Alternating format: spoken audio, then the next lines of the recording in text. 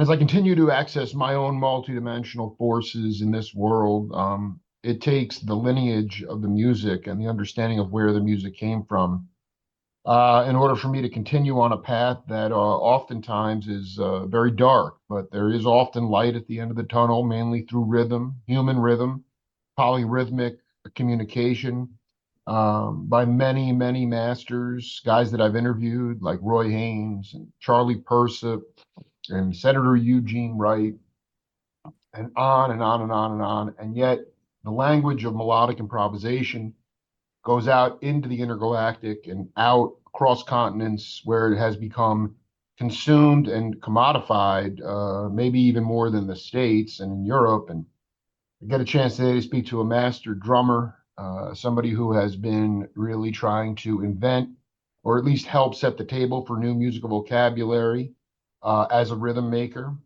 Eric Ineke, welcome to the Jake Feinberg Show. Thank you very much, Jake. It's a pleasure for me to be in your show. No, it's my honor, my friend. Okay. I wanted to start by asking you, did you ever come do I mean this was kind of common in the mid to late 60s, but were you ever playing music behind a poet, someone who was riffing poetry and there was like a band that you were in behind them? Well, not really poetry, but I did, besides playing jazz music, especially in the end of the 60s, big part of the 70s, I also had to do some uh, non-jazz music, or call Yeah. it jazzy music, funky stuff, things like just like background stuff. You be the guy who calls you that to be called to fix the job. Did you because like guys like Mingus were cutting albums with Kenneth Patchen and Wavy Gravy, who was a kind of a comedic poet. I mean, he was bringing up to Hartford guys like Jackie Byard and Don Ellis, and they were like playing jazz. I mean, this was very, very heavy psychedelic stuff. And I mean, can you just talk a little bit about just the scene that you fell into? Because at the time, there wasn't really any well, I mean, there were only a couple of jazz programs in the University of the United States, and basically jazz was a street language. And I'm just curious about if you could talk about sort of the community that you came of age in. Well, I came into the jazz community because we had the city I was born is Haarlem, and that's near Amsterdam. They had a very great jazz club, and so in '64, after I finished high school, I went to the first jam session there, and I started playing, and all of a sudden I got gigs, etc., etc., and they took me in the jazz community. And but it was also you also felt sort of the changing of the times, that indeed what you said, the psychedelic music, stuff like that came in. There was a club in Amsterdam called Paradiso, Yeah, with you I think you heard about it. I think Uh, so. No, I mean, I definitely heard the name. Go ahead, continue. Yes, and that there was a lot of, like jazz concert also, but also rock things, and there was a lot of psychedelic things going on, like lightning and stuff like that. And of course, a lot of people were completely stoned, and Well, no, and I that mean, was I want to because I mean, I feel like inside. I mean, not that Eric Ineke is still tripping out, but I feel like you fell into that pocket where there were times in the 60s when you were performing on psychedelics. yes, And I just right. looking back on it, I would like you to talk about how that informed your musical point of view, because to me, you weren't a skiffle player. It wasn't like you were like a folk musician trying to just learn an instrument and tripping out. I mean, you were in some cases playing very sophisticated music, and yet also accessing your multidimensional self. And it was the purest LSD. And I just kind of wanted you to talk about your psychedelicized musical point of view and how it impacted the rest of your life. Well, it was a sort of yeah, a real impact for me. Pure jazz was just what was number one for me, Yeah. and still is. But you grow up in the community, or in, how do you say that, in the things what happened and developed in the 60s. So like also. Uh, I mean, I was always a fan of course, also of Miles Davis Quintet, but all of a sudden it moved to, you got Bitches Brew, you got all the funk stuff in there, and Right. I moved with that because I found it interesting, and also I could play it, and so I did. There was a certain period that I just played pure bebop, but next to it I also played some, uh, yeah, really open, free, Yeah, very funky angular, stuff. funky. Yeah, I did. Right, and Yeah. that's, I mean, but it just was part of it. Right. It I know, and I know. I love that the same stuff, it's always just happening everywhere at that moment. It doesn't matter if it was yes, San right, Francisco or Ireland or, you know, everywhere, everywhere. And so everywhere. I mean, like, can you talk about,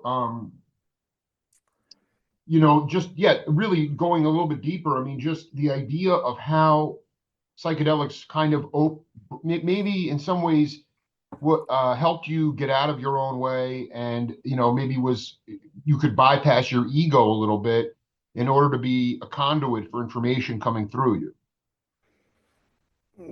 Yeah, I mean that well, to say honestly, I never took part in getting stoned or whatever of stuff like That that. is so mad props to you. So you were maybe not sober, but you never did any psychedelics. No, never.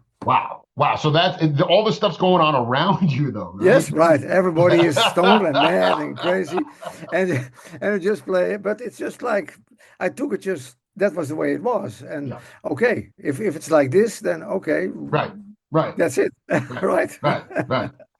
I mean, can you talk about, I mean, your discography is ridiculous. And that's one reason I sort of went at the psychedelics, because you were playing music that looks like, I would want to go and be tripping out to go see it. It didn't look like standard bebop, but you also played with absolute undeniable masters of this original American art form, like Lucky Thompson Right. and Dexter Gordon. Were Yes. those cats making it to your hometown in the early 60s, or did you have to go to a bigger city to see them initially? Well, they also came to our hometown. As a matter of fact, they're like the really first American players. What really inspired me was uh, Johnny Griffin and Arthur Taylor, with a Dutch piano player and a Dutch bass player. And I saw them in my hometown in Haarlem then. Now I'm living in The Hague for already more than 50 years. But uh, so they came also to my hometown. But most things are like big jazz concerts from great American musicians were more in Amsterdam or Rotterdam. Going back to, though, I think you brought up the two cats that I couldn't have been better example. I remember Brian Auger back in the day. I don't know if you ever crossed paths with him, but when he was playing jazz with Rick Laird and with Johnny McLaughlin and those guys, I mean, Yeah. Griffin and Art Taylor came to Ronnie Scott's and got, again, someone pulled a marijuana plant and they smoked a huge joint, and Art Taylor went upstairs, but even before the gig started, and started to play for 20 minutes.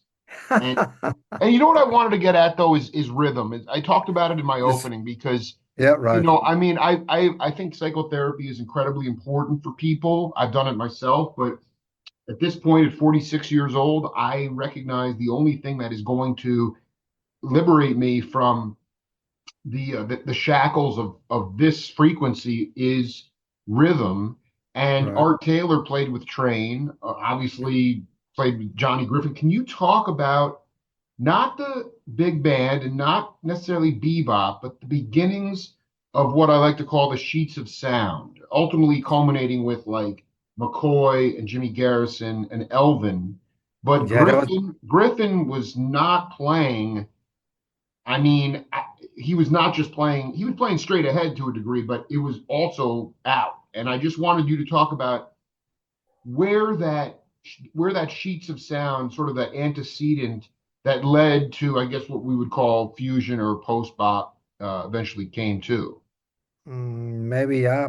I mean, the sheets of sound of Train that came into the, I mean, after like 64 in 64, 65, right? Right, right. Yeah, yes, yes. When the quartet, when no older than Miles in 60, when Miles took him for a week on tour in Europe, and people couldn't believe it that Train played like that. Wow. He that were the 1960, 1960. 1960 he Yeah, yeah. came in, and there were people who walked out of the concert halls because they knew Train from the period of Philly Joe and Red Garland, Sure, sure. and then all of a sudden Miles came with with Coltrane, and then all of a sudden Coltrane got completely played it like solos for, I don't know, 10, 15 minutes, and with with Jimmy Cobb, Paul Chambers, and Wynton Kelly, they just played straight ahead, swinging, and but Train was already on another planet.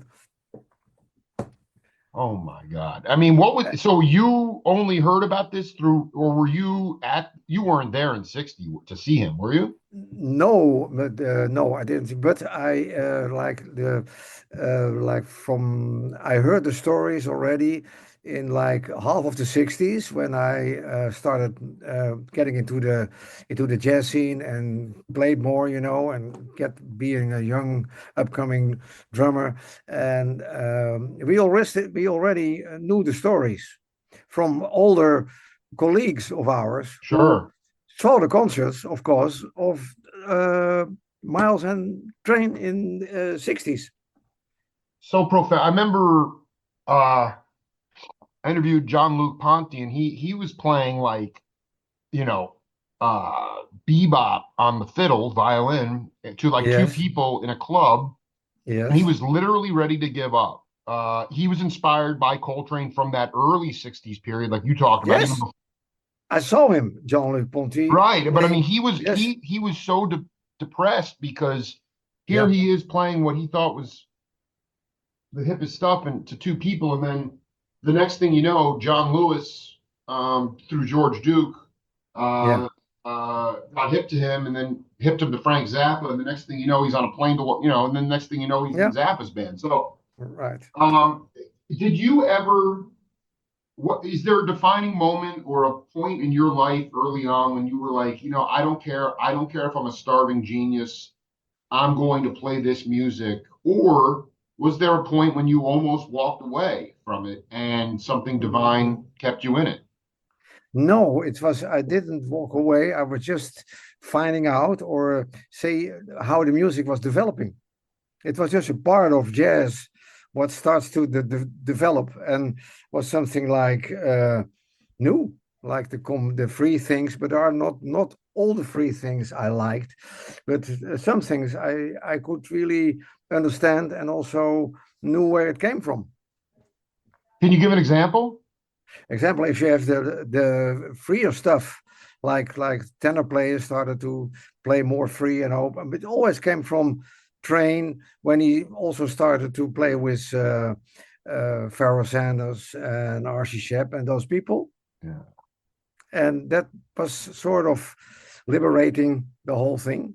Ornette Coleman, of course, here you go, and Rashid Ali and yeah, Rashid Ali. I, yeah. I I tell you, I went to New York in '66. I was 19, Wow. Wow. and I had a chance to play with a Dixieland band on a boat from Holland to New York I dig. because the American students who studied in Europe, they go always in the summer. They go back to their parents in the U.S. and celebrating their holidays. But on the boat, there was a boat trip for like 10 days, and they needed music, and most of the music was played by Dixieland bands. So I had the chance to they called me guys from band was that was a very good band, by the way, and I had a chance to play to make that trip. The trip was for free, and but normally you go to New York, you stay one night over, you go to all the clubs as fast as possible, and but by 6 o'clock in the morning the boat goes back again. And but this time we could skip one ride back and forth, so I could stay on my own cost for 3.5 weeks in New York, and that was in the summer of '66. And I tell you, that was my conservatory because I saw all my heroes, all the great people, everything was happening. Was I saw them there? I went to the first night when we arrived on the, I think it was the 25th of July. The trumpet player, he was already in he before in New York, and he said, "Let's go to the five spot." So I went to the five spot, the old five spot, and that was announced this on Monday night. On that night, we arrived. Elvin Jones Quartet with McCoy, Paul Chambers, and Frank Foster. Oh my God, Frank. So I, so I tell you, I was there for 3 Monday nights, sitting there from 10 till 4 in front of Elvin. It was so. I mean, for me, it was like heaven. Yeah, New the York. guy that I just was I've been listening to this album of his, and I did want you to touch on it because I think he was probably um in the same vein as John Coltrane, which was Frank Foster. Can you Yes, can you talk a little bit about um ultimately that kind of music where you hear a lot of people say, "Oh, you got to hold it down, you got to hold it down." To me, like that group of musicians that you were talking about at the five spot, yeah, yeah. they were lifting the music up. It was going higher and higher and higher every set. It was almost like church. And I just Yes, I just it's wanted you to talk a little bit about yeah, what I mean that you were there from 10 to 4 a.m. and right, and exactly. just what It's that it. if you could just talk about the spirituality of that music and how and why it kept going higher and higher. Yeah, I mean, you can hear that you do what you said was right. It became, of course, the spirit was higher and higher, and they just played standards, just like Right. normal, just standards, but they just blow on it. They just go, and but at 4 o'clock, you could hear that Frank Foster started practicing in the kitchen till 4:30. He was checking out all this train stuff. You could hear that. He Wow. was practicing all these sheets of sound and all that stuff. But the interesting thing is that uh, years later, I started to play myself with Frank Foster. I did two tours. The first was a quartet tour, and there he played. You with Frank Foster was such an incredible musician. You could hear the whole history of the tenor in his playing, because he could in say in a blues, or in a just a Charlie Parker blues, or in a minor blues, or he just brings it. He started like the playing like the Coleman Hawkins. Then he goes to the more bebop related saxophone players. You hear some Dexter, Coleman Hawkins, Dexter goes up until Train, and then in the end he plays all these sheets of sound, and he goes. I mean, he played solo for like 20 minutes. You hold the whole history of the tenor saxophone comes right into the playing of Frank Foster. It Oh was my God. incredible. Oh my God. That is what that is exactly because the two guys that you know that I feel like it was a little bit unfair, but yet they didn't really have any choice. Once Train passed, the Yes. mantle of that spiritual saxophone went to two guys. It was Frank Foster and Joe Farrell, Yes, exactly. and like I don't think anybody would realistically think that that's fair, like to give them anoint them like that. But I don't think Frank, Joe did have his own demons with drugs and stuff, but I don't think either Yes. of them were necessarily intimidated by that. They were just being themselves. Are there people even earlier than you or your generation that don't get a lot of household recognition in the States, but they were on the same level as those cats, Brent Foster and Joe and even Train. We had some in that period. I played in a quartet with the piano player. I played later on we did all the bebop tours with all the greats, and we had a quartet called the Dick Fennick Rein de Graaf Quartet. You can find it in my discography. Yeah, talk about And that. yes, and that was a quintet who was completely influenced by Train's music. And so we played all the freer stuff. We were the tenor player was a great player. Dick Fennick was he just passed away 2 years ago, and but he was such an we did it already there in Holland, and not so many people were playing that kind of vibe from the later Train quartet. What year was that?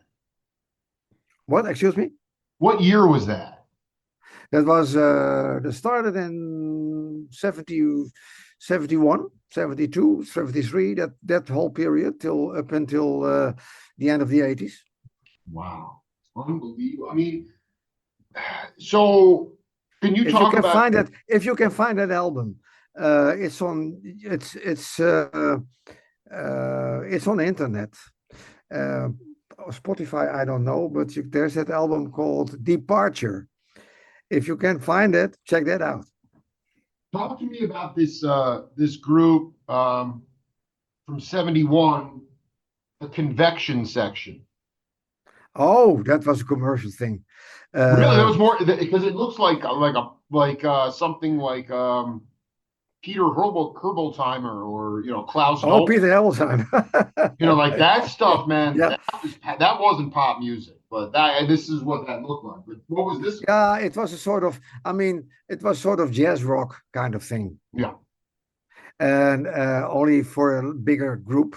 Because I did in 71, I did seven television shows with Richard Pullen. And Richard Pullen was an American trombone player who played in his younger years with Stan Kenton and all these bands. And he came to Holland and he married a Dutch lady who worked for Philips Records, and he was a nice arranger and good player, and he was able to get bands to get gigs in the studios. So he called me if I wanted to do 7 television shows with a commercial. It was a little bit of rock, a little bit of jazzy kind of stuff.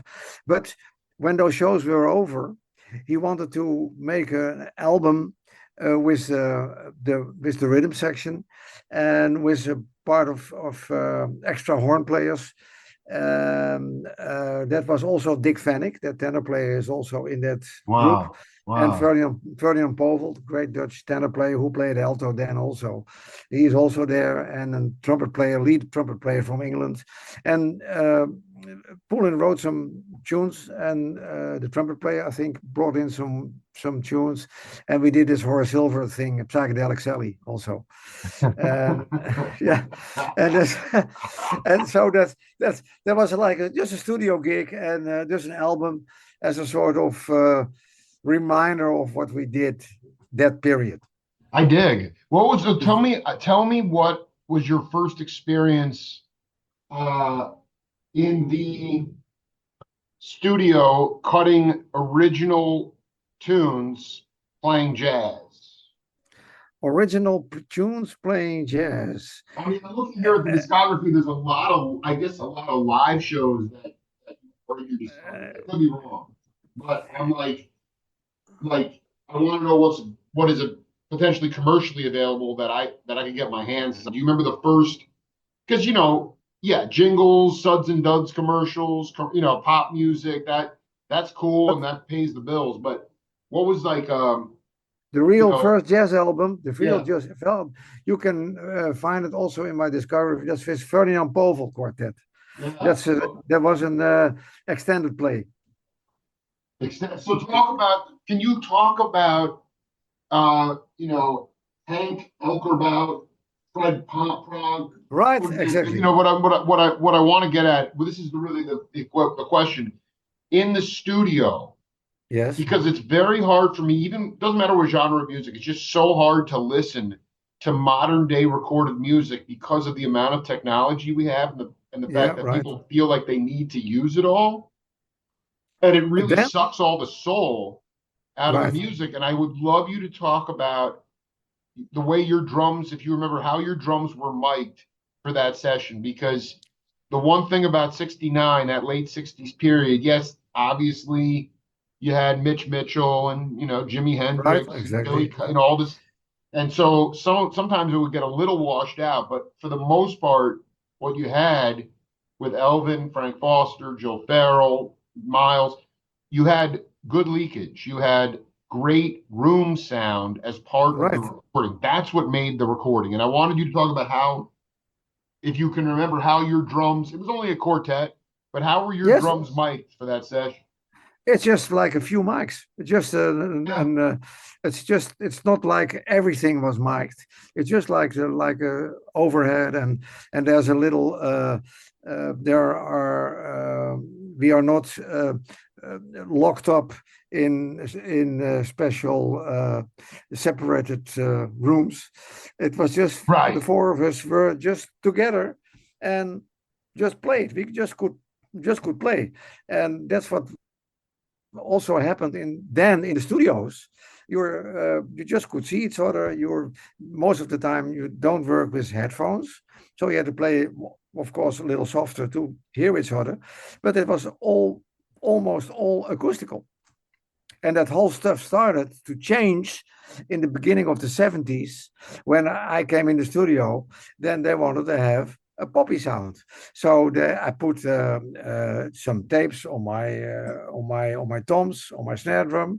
I had to put my coat in the bass drum, put the front head off, put my coat in there, because and it came to a point Yeah, where you came into the studio when the recording engineers they expected that you do it like that. So right. in a way, Yeah, that was standard practice, right? I it get was it. standard practice, and they were really like not happy when you just came in with just acoustical sound and instead of a dead sound. Did you, but still, even in the early 70s, I recognize that sonically the music was changing, it was getting louder. You were not in a drum booth though. Were you still in the same room with people hitting at the same time, or Yes, uh, no, we are still in the same room, but that changed. what was that like for you as a artist? I mean, to me, that would have been a little bit heart crushing because just to know how beautiful it is, I mean, at Wally Heider's, Russ Gary, the great engineer, he would put Cal Jader's group in a little small room, drop one mic overhead, and that was it. That Um, was and fantastic. like that music and it's Yes, burning. And yes. what was it like for you all of a sudden when there was all that separation? I mean, was the money too good to walk away? I mean, to me, I would have been like, oh, this is not really the real thing, you know? Well, yes, but the thing is, you do it or you stay home. Right, It is a thing that just happened, right. and in a way, after a while, you get used to it. That they put you in a certain separate room, close the door, and through a small glass, you see the rest of the band, and then you work with headphones. That's it. when you went to New York in '66, Yes. when can you talk about you know what your first touring experience was like after that? I mean, and what was the tour like? I mean, regionally, what was the touring circuit like in Europe for you? And was there a seminal, this is way before Dexter or Frank Foster, but I'm talking like your first sort of what that touring circuit looked like for you. Well, it was not um, it was not easy. I mean, there were certain like the American soloists. They came to Europe to play with the local rhythm section, and they did the clubs who were there. You know, mostly the famous clubs then, like Ronnie Scott's and Montmartre, and maybe one or two gigs in Amsterdam and maybe Rotterdam, and Germany. There was a club in Munich called the Domicile, and Berlin, of course, France in Paris. All the baddest cats on MPS records. I mean, Yes, the Domicile. There's a record live from I mean, it is all the cats, man.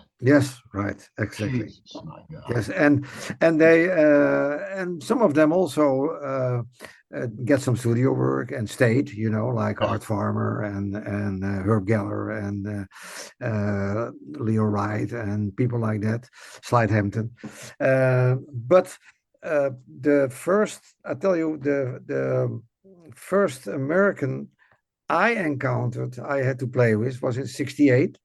It was with Hank Mobley, and that was he was on tour he just went to Europe and some I don't know different I think he had in different countries different promoters organizers. So I think he first came to Holland because Pim Jacobs, who was then the famous Dutch jazz piano player. He had a great trio with Ruud Jacobs, his brother, on bass, Wow. Wim Overgouw guitar, and he was married to this great Dutch jazz singer Rita Reis, who became very famous. And but anyway, they were rhythm they already played for some time with visiting Americans, and they for extra they needed a drummer. So most of the time it was like Casey or Han Benning or John Engels, but all of a sudden they were busy. And Hank Mobley was here, and I think the first gig was a television show, and that was Han Benning. And then there were a few gigs with different people, Hmm. and all of a sudden they needed a drummer for the for few more gigs with Mobley. So Ferdinand Povel, the great tenor player, who was a dear friend of mine, who is still a dear friend of mine, and he said to the promoter, maybe just give Eric a chance to play with him. So I got the phone call and I had to go Oh to my God, this is I ridiculous. then I had to go to How Delft. old were It was you? 20.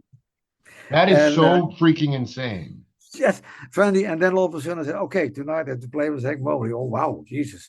So I went to this club, but the rhythm section was there and everything, but not Hank Mobley. And they excused them and said, sorry, Hank was so sick in this hotel room that Yeah. he was not able to get to the gig. So I did the gig with a Dutch alto player, Piet Noordijk, great Dutch alto player, and everything went very well. I never worked with such a good rhythm section, so I felt like all of a sudden I could play. I didn't like that. I didn't have to play. It felt like that. I didn't have to play at all. Everything went by itself. That's right. That So I remember, I mean, you're a drummer, but I remember a great friend of mine, bass player, who just cosmically when he was in high school wound up on the bandstand with yeah. Max Roach and Oh as a drummer, and he's a bass and my buddy's a bass player, and he said, oh, this is wow. how he's like, this is how it's supposed to feel. Yes, exactly. And that's Yeah, yeah, yeah, I got yeah. that same kind of vibe. I said, shit, this is how it has to be. And so it was a beside there was no Mobley, it was a very great night. And then after that, Pim Jacobs, he came and said, "Hey, Eric, man, we enjoyed you playing. Can you play next week with Hank Mobley? Then I'm sure he's there." And that was up in Groningen, completely up north. So I said, yes, sure. And then I went, and then indeed, Mobley was there. And for me, it was a great night. And Hank, he was enjoying it, uh, obviously. And he, after the first set, he came to me and he said, "Yeah, man, maybe not everything is coming out yet, but it's swinging." So I I was very freaking happy. no, because I gotta tell you, you must know Don Menza. Yes, I played with Don. All right, so he's a dear friend, and he told me he was at Birdland in the late 50s, maybe Yeah. in the early 60s, and the guy came up to him and was like, "Hey man, you know, he's like, can I borrow your horn?" And Don's like, "Sure," and he and he went to take out his mouthpiece, and the guy said, "No, no, no, leave it in. I don't have a mouthpiece." And it was freaking Hank Mobley, and he was really Wow. fighting it. He was scuffling really bad. Yeah, yeah, And yeah, yeah. I just wanted to know if you were not, because clearly, man, you knew where how far you wanted to go out, in terms of your own constitution, in terms of drugs and things like that. But were you, I don't want to say enamored by it, but were you aware of the jazz life, and how much these guys, uh, maybe, I mean, only in hindsight do we recognize how many of these guys died broke, and they were all geniuses. But were That's you right. were you aware that that was a component of the jazz life? This idea that, and it goes back to Bird, the idea of guys saying, "Oh, he's on junk, so I must, if I want to sound like him, I got to be on junk too." And it destroyed a lot of people. But not that That's you were true. in it, but was that something that was a little bit almost folkloric, or was that not even on the table? Like when he was sick that night, it was just like, oh, he must have the flu. It wasn't like he, No, no, no. We all knew that that was the problem, were the drugs. yeah, yeah, That was the whole problem because that the night that he didn't show up, it was just the night that he felt sick because he didn't had stuff. That's what it was. right, exactly. So it wasn't like you were kept, even though it was your first gig with a iconic player, you were already aware of the fact that Yes, part of the yes, jazz life was yes, yes, getting exactly. smacked up. Yes, Yeah. absolutely. Did you cross paths with Stan Getz ever? No, yeah, I just said hello to him one of those Yeah, when he no, he was used here, to but play at not. Montmartre. I guess the other thing is the guy, because another dear friend, I'll send you these interviews because it's really gonna touch your heart. Um, they were known as the Jewish saxophone mafia. It was Steve Grossman, Yes, Michael Brecker, and David Liebman, and they would yes, go up to these lofts in New York City with Dave Holland. I know, I Yeah. know, I know. Of course, When did you first cross paths with Liebman? first cross paths with Liepen was in 1994 Wow, when wow, I wow. when I came to New York to be part of the International Associations of Schools of Jazz, where Liebman was he organized that, and he's still in sort of charge of that. And so from all schools of whole the world, came from the jazz schools.